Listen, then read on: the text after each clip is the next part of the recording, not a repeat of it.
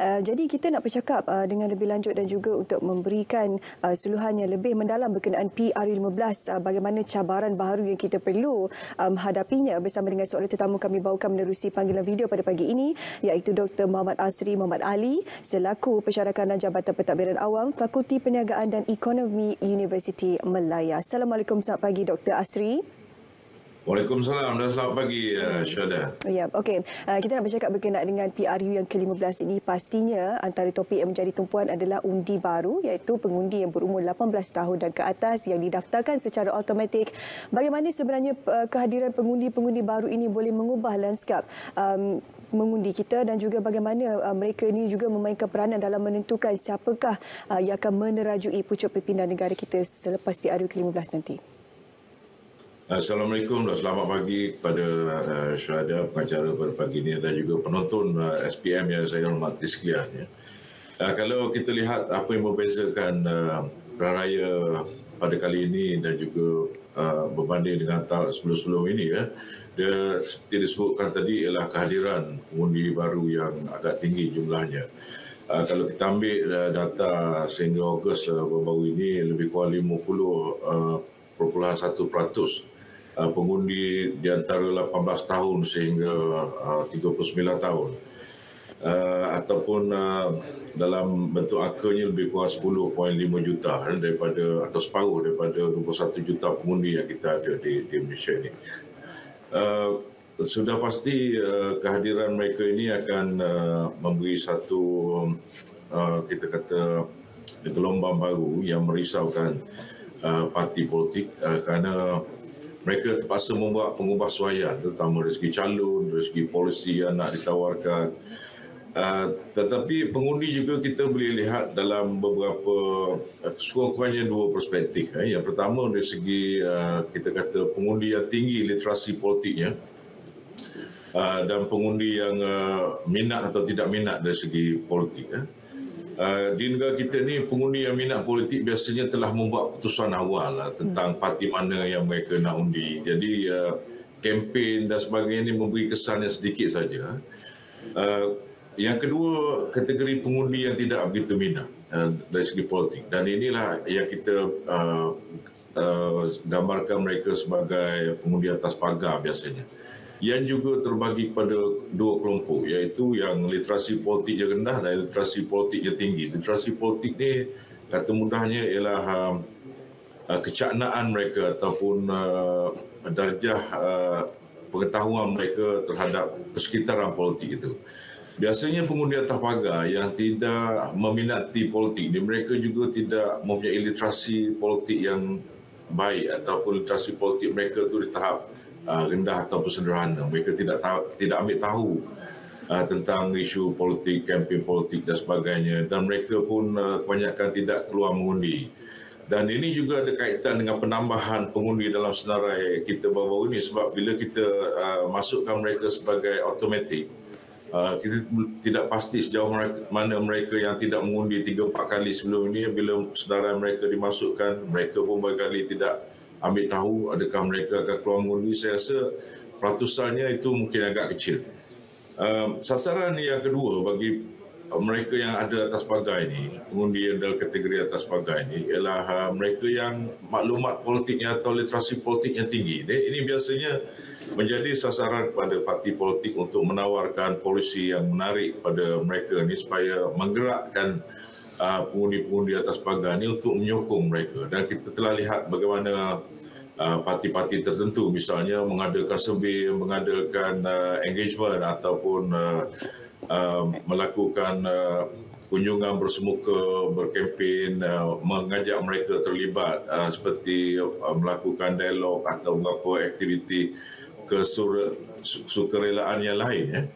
Dan ini semuanya akan pastinya memberi satu kerancakan baru kepada persekitaran politik kita atau landscape politik kita, di mana parti-parti yang berazam untuk menang pastinya akan mempertingkatkan usaha untuk membawa mereka-mereka yang tidak pernah terlibat dengan politik ini mengundi mereka dalam pilihan raya pada kali ini, memandangkan pengundi yang telah kita kata membuat keputusan itu tadi sebenarnya pengundi yang partisan, ya kita kata, yang tidak lagi akan menjadi sasaran kempen.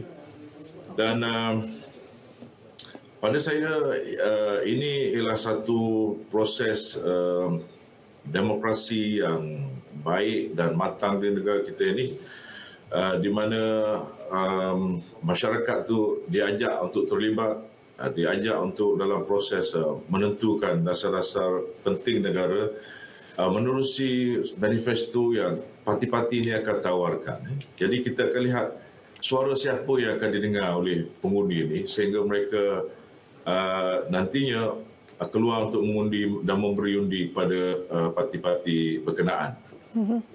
Okey, Doktor, kalau boleh kongsikan juga ya, apabila Parlimen dibubarkan, ada beberapa negeri yang membuat keputusan untuk tidak membubarkan DUN mereka, dan juga ada beberapa negeri yang tidak membubarkan disebabkan oleh ialah mereka baru saja melalui pilihan raya negeri dan tempoh DUN-nya tidak matang lagi untuk dibubarkan. Jadi apakah impaknya DUN-DUN yang tidak dibubarkan ini terhadap pilihan raya umum yang ke-15 akan datang?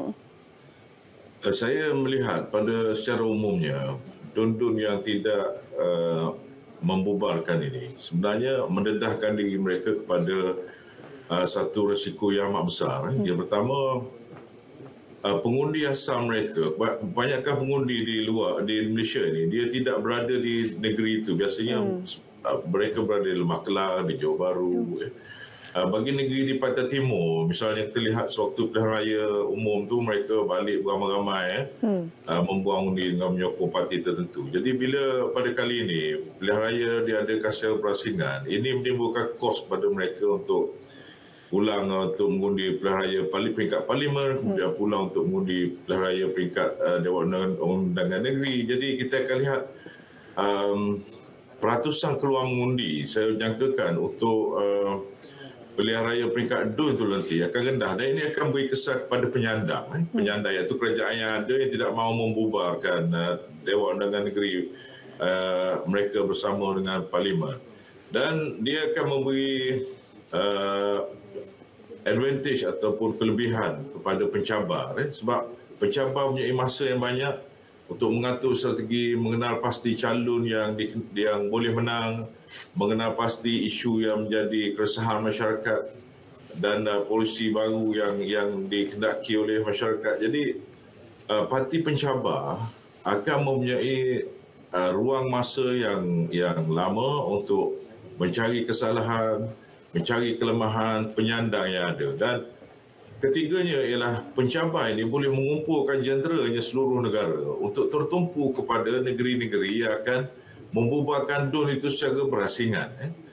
Misal kata, andainya di negeri-negeri Pantai Timur, Kedah, Kelantan, Terengganu bubar pada bulan 6. Dan negeri Sembilan, Selangor dan Pulau Pinang misal kata bubar pada bulan 3.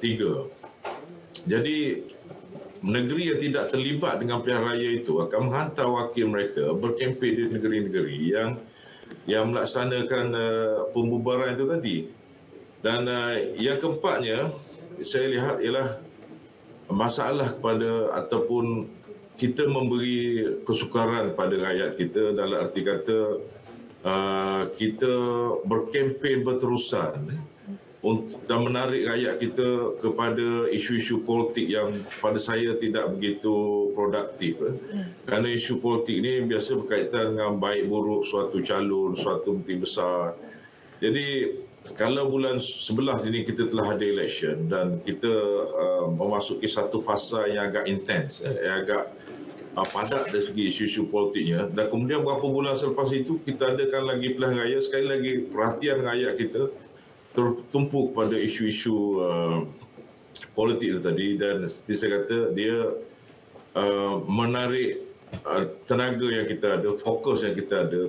Saya terpaksa sepatutnya kita curahkan untuk ke arah aktiviti yang lebih produktif untuk membangunkan negara dan sebagainya. Sebab itu dalam masa yang masih ada ni, saya berharap, rakyat Malaysia juga saya fikir berharap supaya negeri-negeri yang tidak membubarkan itu, dia bubarkan sekali. Dan kita boleh adakan pilihan raya sekali saja dengan peringkat persekutuan, bukan secara berasingan. Itu belum lagi kita bercakap berkenaan dengan kos yang terpaksa ditanggung oleh SPR. Kos ini nampaknya bukan daripada atas kertas, memang kelihatan tidak daripada kerajaan negeri. Kos ini datang pada agensi luar seperti SPR. Tetapi di mana duit itu SPR itu datang? Duit itu datang daripada pembayar cukai. Dan kita membazirkan duit pembayar cukai beratus juta untuk melangsungkan pilihan raya di peringkat negeri itu tadi. Kalau kita ambil pilihan raya di Johor dan di Melaka misalnya baru-baru ni, melibatkan kos yang cukup besar. Apatah lagi kita nak adakan 6 di negeri yang 6 ini. Sudah pasti duit itu dan duit pembayar cukai ini juga datang pada negeri-negeri berkenaan juga. So pada saya perkara-perkara ini perlu dipikirkan supaya dia tidak menyusahkan rakyat, membebankan kedudukan kewangan negara, supaya duit masyarakat yang dibayar melalui cukai ini dapat kita salurkan ke arah yang betul dengan mengadakan sekali saja proses pilihan raya. Ya, seperti infrastruktur, pendidikan, kesihatan dan sebagainya, banyak lagi yang memerlukan peruntukan-peruntukan jika nak dibandingkan dengan pilihan raya umum ini. Terima kasih Dr. Asri. Itu sahaja kesempatan kita ada pada pagi ini untuk mengupas ataupun memberikan orang kata sedikit perbincangan berkenaan PRU15 antara cabaran-cabaran yang kita terpaksa hadapi. Terima kasih sekali lagi Dr. Muhammad Asri sama kita hari ini menerusi panggilan video.